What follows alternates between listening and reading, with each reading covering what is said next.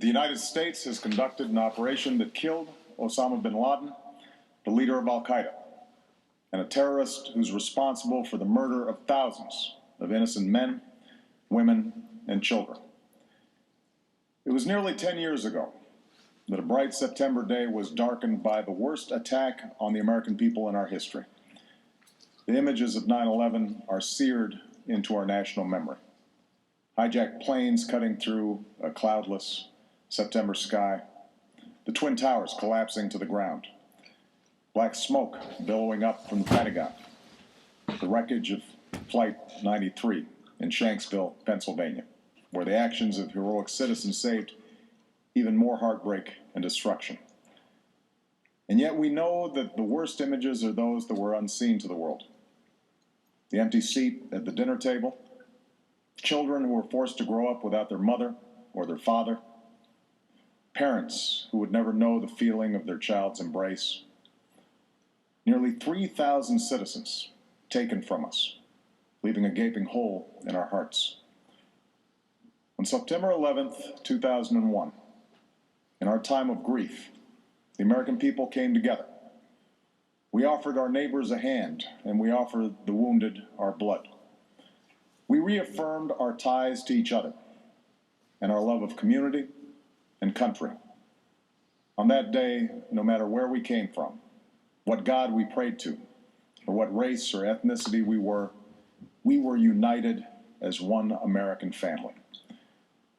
We were also united in our resolve to protect our nation and to bring those who committed this vicious attack to justice.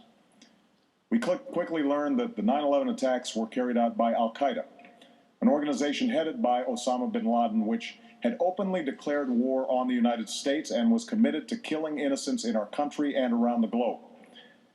And so we went to war against al-Qaeda to protect our citizens, our friends, and our allies. Over the last 10 years, thanks to the tireless and heroic work of our military and our counterterrorism professionals, we've made great strides in that effort. We've disrupted terrorist attacks and strengthened our homeland defense. In Afghanistan, we removed the Taliban government, which had given bin Laden and al-Qaeda safe haven and support.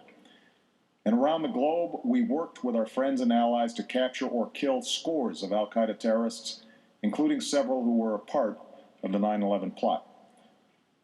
Yet, Osama bin Laden avoided capture and escaped across the Afghan border into Pakistan. Meanwhile, al-Qaeda continued to operate from along that border and operate through its affiliates across the world. And so shortly after taking office, I directed Leon Panetta, the director of the CIA, to make the killing or capture of bin Laden the top priority of our war against al-Qaeda, even as we continued our broader efforts to disrupt, dismantle, and defeat his network. Then, last August, after years of painstaking work by our intelligence community, I was briefed on a possible lead to bin Laden. It was far from certain, and it took many months to run this thread to ground. I met repeatedly with my national security team as we developed more information about the possibility that we had located bin Laden hiding within a compound deep inside Pakistan. And finally, last week, I determined that we had enough intelligence to take action and authorized an operation to get Osama bin Laden and bring him to justice. Today, at my direction, the United States launched a targeted operation against that compound in Abbottabad, Pakistan. A small team of Americans carried out the operation with extraordinary courage and capability. No Americans were harmed. They took care to avoid civilian casualties. After a firefight, they killed Osama bin Laden and took custody of his body. For over 2 decades, bin Laden has been al-Qaeda's leader and symbol, and has continued to plot attacks against our country and our friends and allies. The death of bin Laden marks the most significant achievement to date in our nation's effort to defeat al-Qaeda. Yet his death does not mark the end of our effort. There is no doubt that al-Qaeda will continue to pursue attacks against us. We must, and we will, remain vigilant at home and abroad. As we do, we must also reaffirm that the United States is not and never will be at war with Islam. I've made clear, just as President Bush did shortly after 9/11, that our war is not against Islam. Bin Laden was not a Muslim leader. He was a mass murderer of Muslims. Indeed, al-Qaeda has slaughtered scores of Muslims in many countries, including our own. So his demise should be welcomed by all who believe in peace and human dignity. Over the years, I've repeatedly made clear that we would take action within Pakistan if we knew where bin Laden was. That is what we've done. But it's important to note that our counterterrorism cooperation with Pakistan helped lead us to bin Laden and the compound where he was hiding.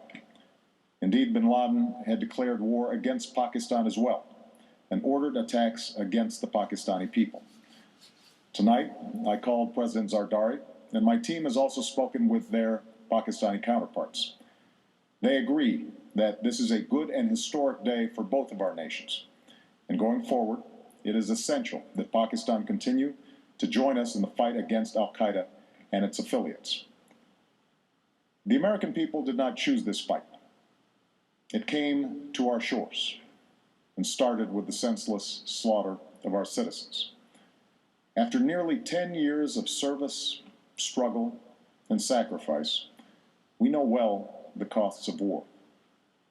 These efforts weigh on me every time I, as Commander-in-Chief, have to sign a letter to a family that has lost a loved one, or look into the eyes of a service member who's been gravely wounded. So Americans understand the costs of war. Yet, as a country, we will never tolerate our security being threatened, nor stand idly by when our people have been killed. We will be relentless in defense of our citizens and our friends and allies. We will be true to the values that make us who we are. And on nights like this one, we can say to those families who have lost loved ones to al-Qaeda's terror, justice has been done.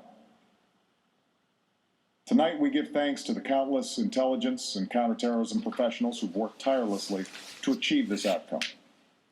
The American people do not see their work, nor know their names, but tonight they feel the satisfaction of their work and the result of their pursuit of justice. We give thanks for the men who carried out this operation, for they exemplify the professionalism, patriotism, and unparalleled courage of those who serve our country. And they are part of a generation that has borne the heaviest share of the burden since that September day. Finally, let me say to the families who lost loved ones on 9/11 that we have never forgotten your loss, nor wavered in our commitment to see that we do whatever it takes to prevent another attack on our shores. And tonight, let us think back to the sense of unity that prevailed on 9/11. I know that it has at times frayed, yet today's achievement is a testament to the greatness of our country and the determination of the American people. The cause of securing our country is not complete, but tonight we are once again reminded that America can do whatever we set our mind to. That is the story of our history. Whether it's the pursuit of prosperity for our people or the struggle for equality for all our citizens, our commitment to stand up for our values abroad, and our sacrifices to make the world a safer place.